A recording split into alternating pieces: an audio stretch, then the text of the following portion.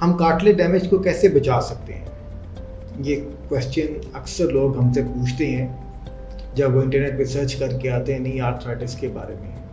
Cartilage basically एक नरम हड्डी होती है जो कि आपके तमाम जॉइंट्स के अंदर प्रेजेंट होती है। इसी तरह नी के अंदर भी ये मौजूद होती है जो कि आपकी थाई की बोन और शिन की बोन को कवर करती है। इसका काम ये होता है कि ये बहुत स्मूथ होती है, या आपकी नी की मूवमेंट्स के दौरान आपकी हड्डियों को आपस में रगड़ खाने से रोकती है, उससे फिर वो स्मूथली मूव करती हैं और आपको पेन नहीं होता।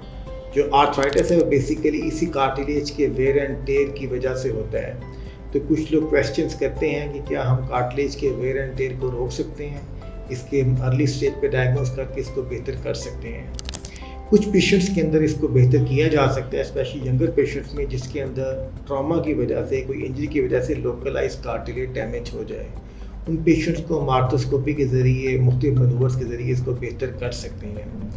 लेकिन अनफॉर्चुनेटली जो कि ओल्डर पेशेंट हैं जिसमें डिफ्यूज कार्टिलेज डैमेज होता है because of wear and tear, उसको आप किसी इंजेक्शन से, किसी किसी स्टेम सेल थेरेपी से, PRP से रिवर्स नहीं कर सकते। आप उसको आर्थ्रोस्कोपी के ज़रिए थोड़ा सा स्मूथ कर सकते हैं जिससे आपके सिम्टम्स बेहतर होंगे, लेकिन आप उसका जो डैमेज है उसको रिवर्स नहीं किया जा सकता। बस आप उसमें ये एहतियात कर सकते हैं कि आप जंपिंग एंड रनिंग और हाई इम्पैक्ट एक्टिविटीज़ को अवॉइड करें, उससे उसकी प्रोग्रेशन स्लो हो जाएगी और कुछ पेशेंट में रुक भी जाती है। लेकिन अगर आपको कोई कहता है, कोई बंदा कहता है या कोई हेल्थ केयर प्रोफेशनल कहता है कि वो आपके कार्टिलेज को रीग्रो कर देगा, इसको रिवर्स कर देगा with the help of some injections और ग्रोथ सेल्स और स्टेम सेल्स, तो ये पॉसिबल नहीं है।